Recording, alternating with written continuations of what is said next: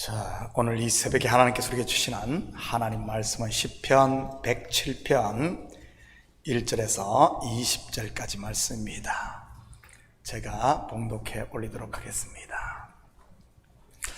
여호와께 감사하라. 그는 선하시며 그 인자심이 영원하미로다. 여호와의 속량을 받은 자들은 이같이 말할지어다.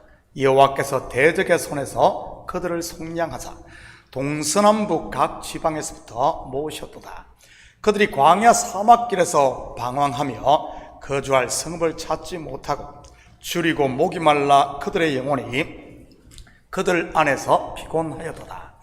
이에 그들이 근심 중에 여호와께 부르짖음에 그들의 고통에서 건지시고 또 바른 길로 인도하사 거주할 성읍에 이르게 하셨도다.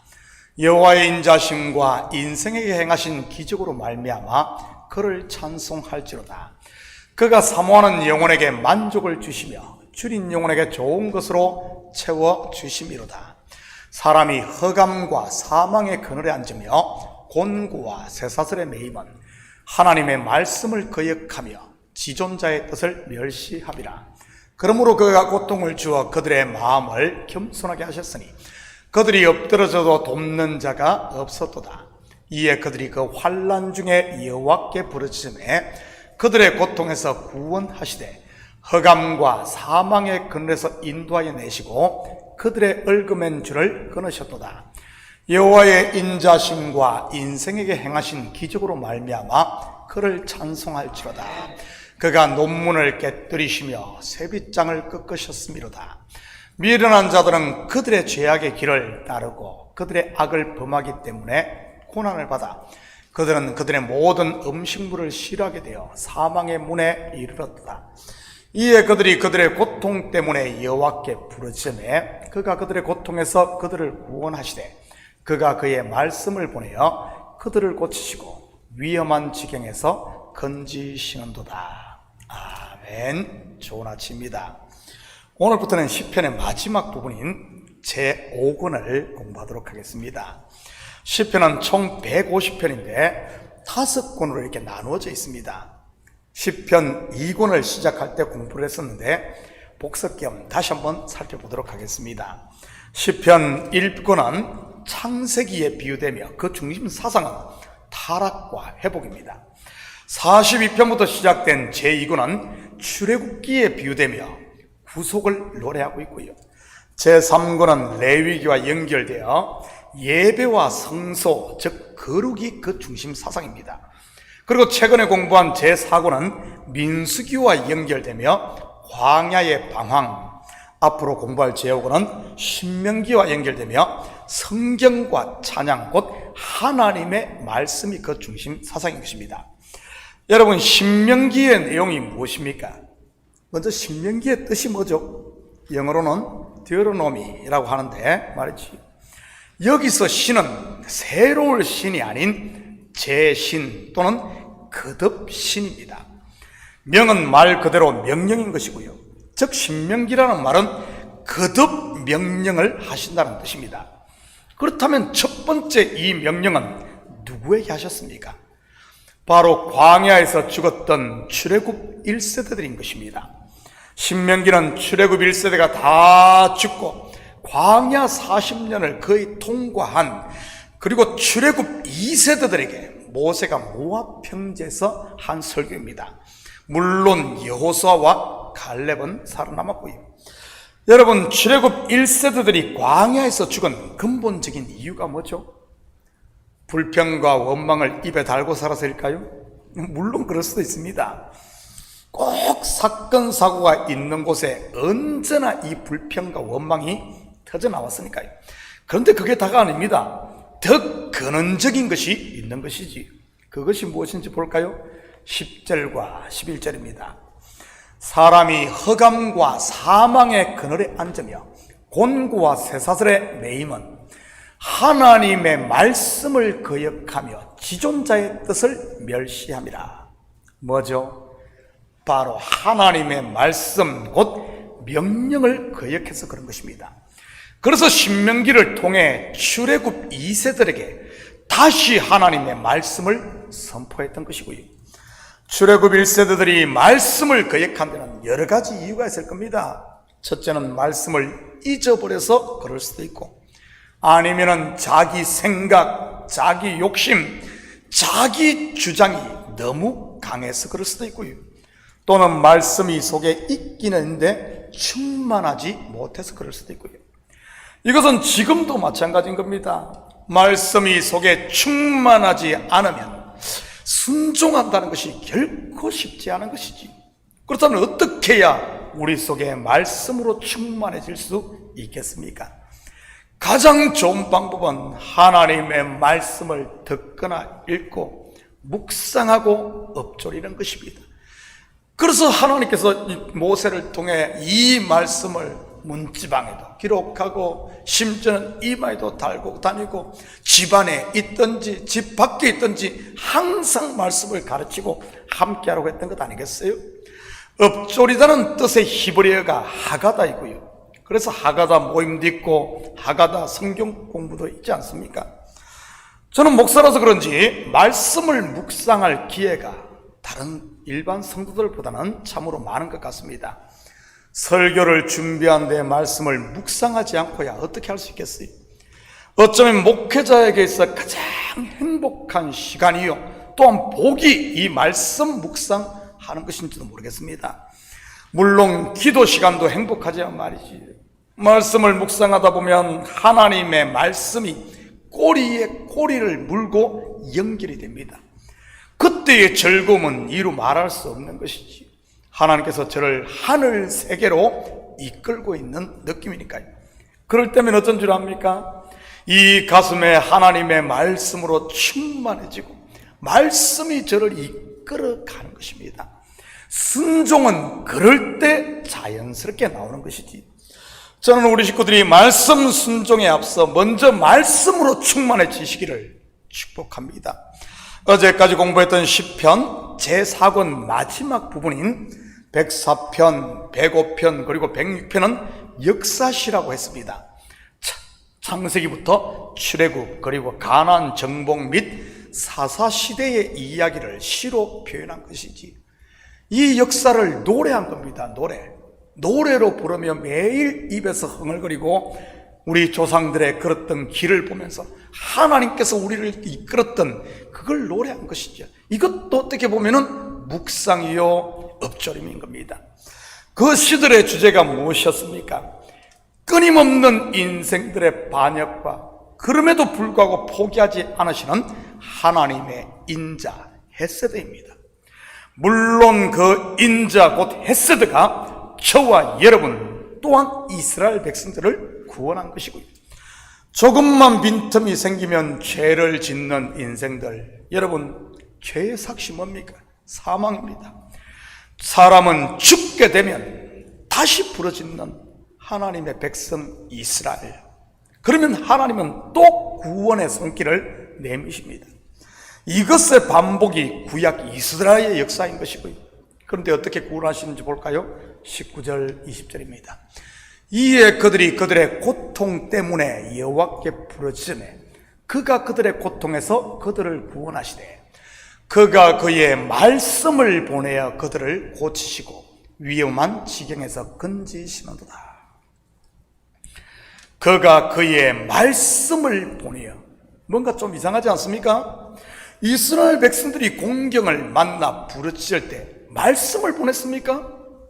모세를 보내고 아론을 보내고 여호수아를 보내고 사사 입다를 보내고 기드온, 바락, 드보라를 보내고 그리고 삼손을 보냈지 않습니까? 그런데 시편 기자는 이들의 이름은 싹 빼고 말씀을 보냈다고 합니다. 무슨 의미겠어요? 이들 지도자나 사사들이 누구라는 말입니까? 하나님의 말씀을 대언하는 하나님의 사자, 헬라어로 말하면 앙겔로스라는 말입니다. 여기에 있는 목사 또한 말씀을 전하는 하나님의 사자인 것이고요. 여러분, 말씀이 병을 고치는 줄 믿으시기 바랍니다. 영의 병, 마음의 병뿐만 아니라 육신의 병도 말이지. 또한 말씀은 위험한 지경, 곧 사단의 거짓 또는 올무로부터 우리를 건지는 것이고요. 주로 교회에서 시험에 잘 드는 사람들을 보면 이 말씀을 듣지 않는 사람임을 볼 수 있습니다. 말씀에 귀 기울이는 성도들은 속에 지혜 곧 분별력이 있어 다 분별을 하니 쉽게 넘어지지 않거든요.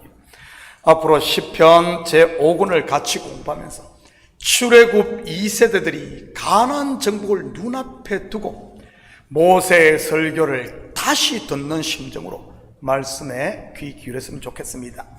그래야 광야에서 죽어갔던 조상들의 전처를 다시 밟지 않을 수 있는 것이니까요. 과거에 잘못된 것들은 과감히 끊어버려야지 그것을 계속 답습해서야 되겠습니까? 광야로 다시 들어갈 것이 아니라 이제는 요단을 건너 안식의 땅에 들어가 기업을 받고 차지해야 되는 것이지. 신앙생활을 하며 매 성도들끼리 아웅다웅하면서 도토리 키재기만 했어야 되겠어요? 약속의 땅을 얻어 은혜와 평강의 하나님의 나라를 누리고 이제는 즐거움을 맛보며 복음 전하는 자로 서야 하는 것이지. 오늘은 9절 한 절만 보고 마치도록 합니다. 그가 사모하는 영혼에게 만족을 주시며 줄인 영혼에게 좋은 것으로 채워주심이로다. 요즘 사람들을 만나보면 참으로 굶주린 사람들이 많습니다. 양식이 없어 배가 굶주린 것이 아니라 마음과 영혼이 굶주린 것 말이지. 특히 코로나 이후에 이 현상이 더 심한 것 같고요. 이것은 교회를 다니는 신앙인이나 비신앙인 할 것 없이 비슷한 것 같습니다. 여러분 어떻습니까? 영혼에 만족이 있습니까? 굳이 말은 안 해도 얼굴을 보면 다 알 수 있지. 영혼에 만족이 있는 사람과 그렇지 않은 사람 말입니다. 여러분, 돈도 있고 집도 있고 좋은 차도 있고 집에 가보면 있을 것 다 있는데 왜 영혼에 만족이 없는 것일까요?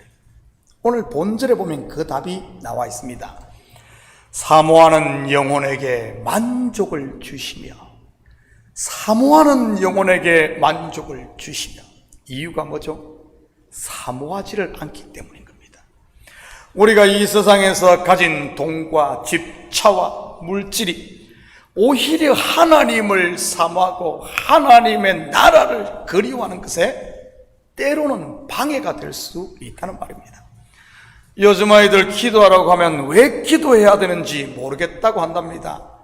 기도 안 해도 필요한 것 다 있는데 왜 굳이 구해야 된다고 반문한다지요?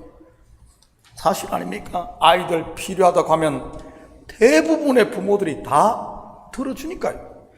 그러니 왜 힘들게 기도합니까? 아빠, 엄마 한마디만 외치면 즉각 다 해결이 돼요. 그렇다면 필요한 것 다 가진 아이들, 과연 그 마음에 영혼에 만족함이 있을까요? 글쎄요. 만족함이 있는데 왜 그렇게 게임에 빠지고 마약에 빠지고 세상 그런 것에 빠지는 것이겠습니까? 만족이 없어서 그런 것 아니겠어요? 우리는 이러한 사실을 통해 사람은 세상의 것을 아무리 채워도 만족할 수 없는 존재라는 사실을 알 수 있습니다. 왜냐하면 우리 사람은 몸은 흙으로부터 왔고 세상으로부터, 영혼은 하나님의 호흡으로부터 왔기 때문인 겁니다. 아무리 기술이 발달되어 우리가 일 하나 하지 않고 다 필요한 것 채움받는다 해도, 다 채움받는데도 결국 그것은 50점밖에 되지 않는 겁니다. 왜냐하면 나머지 50은 하늘의 것이 채워져야만, 하나님의 말씀이 채워져야만 살 수 있는 존재가 우리 인생이기 때문인 것이지. 그래서 때로는 땅의 것의 부족이 하늘의 것을 사모하고 찾게 되는 것이고요. 아버지의 재산을 챙겨 떠난 둘째 아들 줄여 죽게 되자 무엇을 그리워합니까? 바로 아버지의 집입니다. 집에 있을 때 그가 부족한 게 있었을까요? 아마 없었을 겁니다. 아빠, 엄마 부르면은 척척 채워졌을 테니까요. 혹시 여러분 가운데 부족한 것이 있습니까? 그것이 물질이든 건강이든 아니면 사람들의 관심이나 사랑이든 말이지. 없는 것 바라보며 불평하지 마시고 하늘 아버지께 구할 수 있기를 축복합니다. 이 땅의 부족은 하늘 것을 채우라고, 하나님을 사모하라고 우리를 부르는 하나님의 콜링인 것이니까요. 아들이 없어 아버지께 부르짖은 한나, 하늘 아버지와 심정이 통하지 않습니까? 그래서 결국 어떻게 됩니까? 아들 달라던 한나가 오히려 하나님께 아들을 드립니다. 그게 누구죠? 바로 사무엘 선지자인 겁니다. 사랑하는 성도 여러분, 오늘 하루도 땅의 것만이 아닌 하늘의 것을 사모하고 하나님을 찾음으로 영혼의 만족을 얻어 굶주리고 가란 이 세상 영혼들, 이웃들에게 양식과 물, 하나님의 사랑을 나누며 사는 이런 복된 하루 되기를 예수님의 이름으로 축복합니다. 같이 기도합니다. 사랑의 아버지 하나님, 참으로 감사를 드립니다. 맞습니다. 아무리 땅의 것 채워도 만족하지 못하는 것이 우리 인생임을 고백합니다. 아버지 하나님, 땅의 부족을 통해 이제는 하늘의 것을 찾을 수 있는 저희들 되게 하시고 주님을 사모하고 찾음으로 영혼의 만족이 있는 조카도다 고백하며 자족의 힘을 배워 이제는 아버지 하나님, 우리가 가진 것으로 달라고만 하는 것이 아니라 이제는 가진 것으로 나누며 살 수 있는 저희들 될 수 있도록 축복하여 주시옵소서. 감사드리며 예수님의 이름으로 기도드립니다. 아멘.